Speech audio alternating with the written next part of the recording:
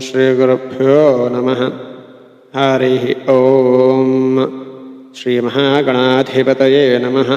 श्रीमहासरस्वत्यै नमः। श्रीगुरुभ्यो नमः। हरिः ॐ। वागर्थापिव सम्पृक्तौ वागर्थप्रतिपत्तये जगतः पितरौ वन्दे पार्वती परमेश्वरौ। పరమేశ్వరస్వరూపమైన శ్రీ శివమహాపురాణ పఠనమునకు నమస్కారం. ఇక ఈ వీడియోలో మారగణములు పుట్టుక అనే ఘట్టం గురించి తెలుసుకుందాం. మునుపటి వీడియోలో తెలుసుకున్నట్లుగా బ్రహ్మ పలుకులకు సంప్రీతుడైన మదనుడు అక్కడున్న వారందరి పాదవద్దములకు నమస్కరించి వారి ఆశీర్వచనాలు పొంది శివస్థానానికి పయనమయ్యాడు కదా. మహావీరుడు మోహకారకుడు అయిన మన్మధుడు తన అనుచరగణంతో శివస్థానానికి వెళ్ళాడు. అక్కడ ఒక చిత్రమైన వృత్తాంతం జరిగింది, చెబుతున్నాను వినండి. మారుడు తన ప్రభావాన్ని విస్తరింపజేసి సకల ప్రాణులను మోహపెట్టాడు. వసంత ఆగమనంతో వనంలో తరుణులన్నీ వికసిత మంజారులతో అతిలోక సుందరంగా తోచాయి. అనగా వనంలో ఉన్నటువంటి పుష్పములు అనేక పుష్పములు వీచాయి. ఆ పుష్పములలో నుంచి అనేక సుగంధ పరిమళమైన వాసనలు కూడా వచ్చినాయి. శీతల సుగంధ వాయువులు వీచాయి. ఆ వాయువులు కూడా వీచాయి. శుక పిక శారికాది ద్విజగణాలన్నీ కిలికల రావంతో కాళస్వరంతో గానం చేశాయి. అనగా తన దగ్గరున్న గణాలన్నీ అద్భుతమైన రాగాలు పాటలు పాడుతున్నాయి.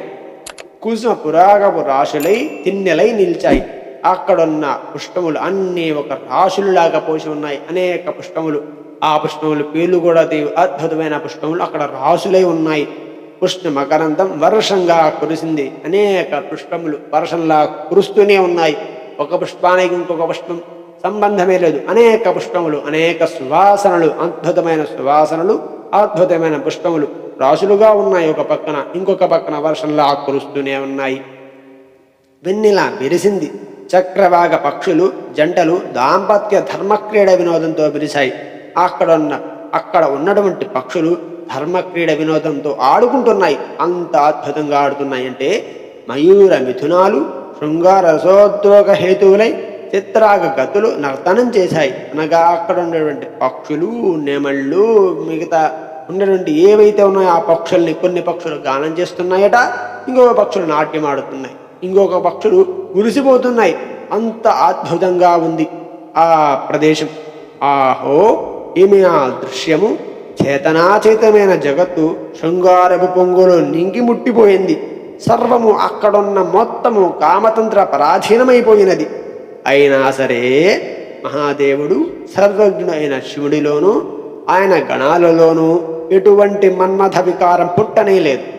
మన్మధుడు తాను పట్టిన పట్టు విడిచిపెట్టనూ లేదు. ఆయన సమాధి స్థితిలో ఉన్నప్పుడు, లేనప్పుడు, లేదా హిమపర్వత ప్రాంత మైదానులలో సంచరిస్తున్నప్పుడు ఎక్కడ ఉన్నా సరే మదనుడు అదను చూసి వెంబడించి తన ప్రభావాన్ని ప్రకటిస్తూనే వచ్చాడు. అయినా తన ప్రయత్నాలన్నీ నిష్ఫలం కాగానే ఖన్నుడై బ్రహ్మగారి దగ్గర తద్గత స్వరంతో, అనగా తక్కువ స్వరంతో ఇలా అంటున్నాడు. ఏ బ్రహ్మన్, యోగనిష్ఠుడైన శంభుని మోహింపచేయడం అసాధ్యం సుమా. నేనే కాదు, లోకంలో ఎవరి వల్ల కాదు. త్రినేత్రుడు, జటాజూటధరుడు, కాలకంఠుడు అయిన ఆయన ముందు నిలబడగలిగిన వారు ఎవరయ్యా తండ్రి అని అన్నాడు. వీరాధివీరుడైన పుష్పధన్వుడి వేల మాటలు విన్న పితామహుని మనస్సు దుఃఖంతో నిండిపోయింది. దీర్ఘంగా ఒక నిట్టూర్పు విడిచాడు. ఆ నిశ్వాస మారుత నుండి అసంఖ్యాక మహాబలుడు, భయంకరుడు, సంచాలుడు అయిన గణాలు పుట్టుకొచ్చాయి.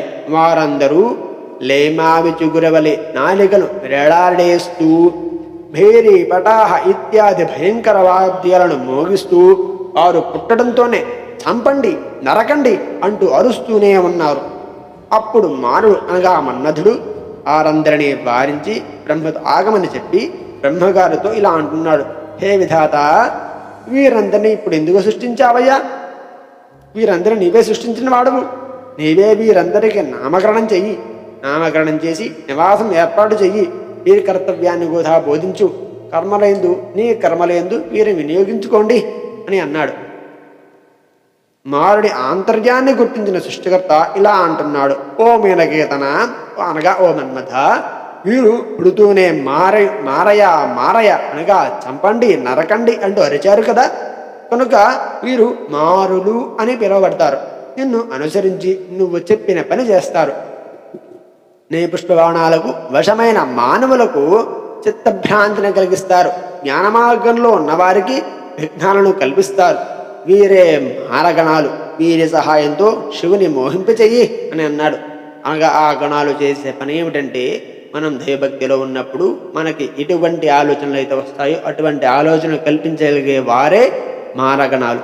వీరిని మనం మన మనస్సులోనే ఉంచుకుంటాం. వీరిని ఎప్పుడైతే బయటపడి వేస్తామో అప్పుడే మనకి జ్ఞాన మార్గం కనబడుతుంది. ఇక విషయంలోకి వెళ్తే, వీరి సహాయంతో శివుని మోహింపచెయ్యి అని అన్నాడు. బ్రహ్మ మాటలకు మారులో మన్మధుడు కొంత ధైర్యం వచ్చింది.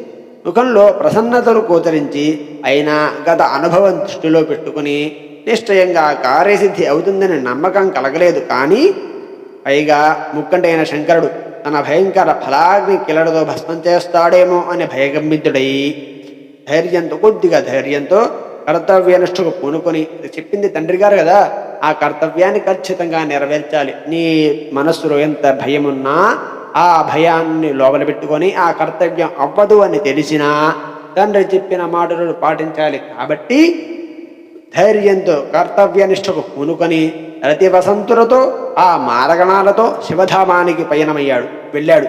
వెళ్ళి ఇంతకు ముందు కంటే బహు విధోపాయాలను ప్రయోగించాడు. అనేక విధములుగా ప్రయత్నించాడట మదనుడు. శివప్రభువునకు ఎట్టి మోహము పుట్టలేదు. తేజోహీనమైన ముఖంతో విరించి చెంతకు వచ్చాడు. అనగా బ్రహ్మగారి దగ్గరకు వచ్చి మరలా అంటున్నాడు, ఓ పితామహ, శివుని విషయంలో నేను మరలా పరాజయాన్ని పొందానయ్యా. నా పూర్వ పుణ్యం విశేషం వల్ల ఆ లోకపూజ్యుడు నన్ను భస్మం చేయలేదు, అంతే.